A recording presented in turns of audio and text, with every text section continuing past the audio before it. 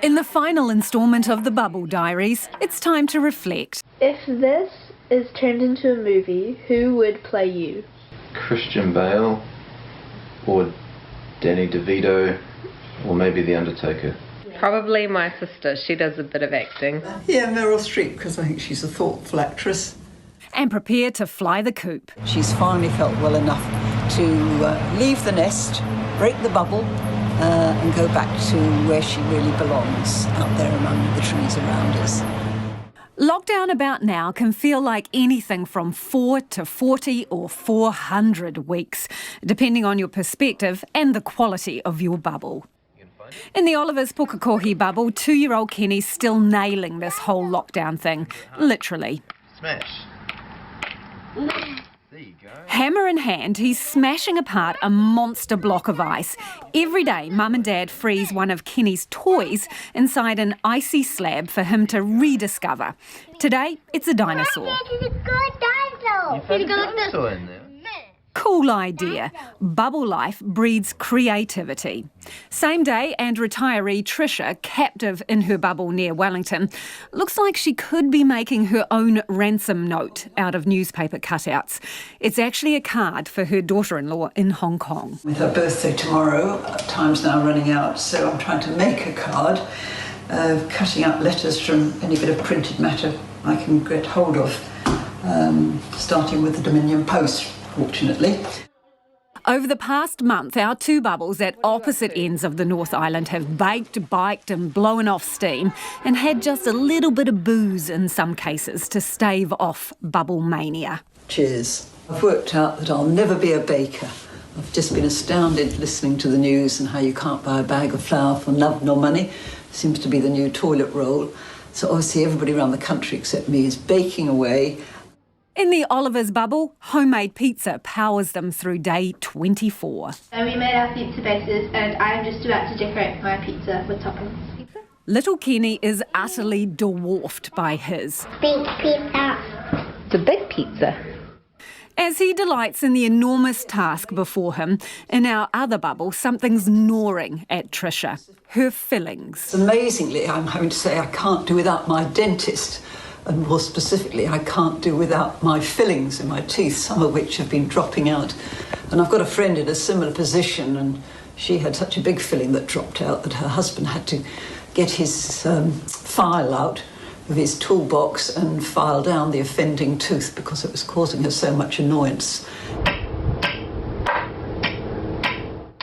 In Pukekohe, Kenny's toolbox is put to good use too, while Lesieli and Dan Oliver reflect on what they could have, should have, would have done in lockdown, if only. What do you wish you had done before lockdown started? Gone to Bunnings or Mitre 10 and got some DIY stuff. We could have done so much around the house and in the garden. Got a haircut. Preaching to the choir, Dan. Both our bubbles break out of the lockdown through the digital world. Tricia's homemade birthday card makes it to her daughter-in-law in Hong Kong on time via video chat. And that's the sound of her daughter and son-in-law playing ping-pong on the dining table in Austria. Ooh, bubble envy. Well, I mean, I know I'm incredibly lucky, but I suppose I am getting a bit fed up with the same old routine each day. It's just the same, and I'd just love to be able to be let out and have more variety to the day instead of waking up each morning and thinking, right, here we go again. Kenny, No, Daddy. what are you doing? What? Up north, and our youngest bubble resident is looking for new adventures too. Kenny? Little Kenny's just been busted enthusiastically grating carrot onto the lounge floor. A pun about nerves right now? Probably not a goer. Day 26 and the Olivers gather around the computer for the Prime Minister's big announcement about what happens next. She looks tired. Mum, Lesieli, is a bit tired too of homeschooling. An extended lockdown and 2 weeks at level 3 means a whole lot more of it. Even though we have homeschooled before, we don't like the homeschool life, and I don't like being a homeschool teacher. Well, I know for me personally it's probably not going to make a blind bit of difference going from 4 to 3, and I'm not even holding my breath on level 2 either, because I think for those of us who are described as vulnerable, it's going to be level 1 before we're going to be allowed out.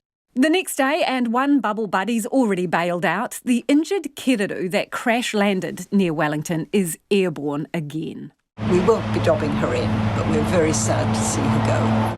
It is a stark reminder we're basically grounded, but for the odd run, bike or walk, an exercise intolerance too, Tricia has discovered. I wasn't really very tolerant of all the people that I felt I was stepping aside for and standing in ditches or scrambling up banks to give them their distance, and how very few seem to ever say thank you. And then I just made myself stop and think, well, who knows what's going on in their lives and what they're having to put up with and how they're distracted. And so I needed to really try and be more tolerant than I thought I was. You can discover a lot about yourself when you're stuck in a bubble. What have you learnt about yourself that you didn't know before all of this? Probably learnt that I live a very stressful life, and that living in lockdown has forced me to relax a little bit, which has meant I've been getting a bit more sleep and just being a little less strung up, which is good. What have you discovered you miss the most? Probably like playgrounds or the malls. Apples. Probably my friends and the rest of my family. And it's the simple things on many of our minds as the days tick up or down, depending on how you're counting. As much as I love these cats, I do get a bit fed up with stroking them and not really being able to touch human beings. And it'd be just lovely to see friends and family again and give them a hug. So I Want to Hold Your Hand, I think, would be my choice for a bubble song.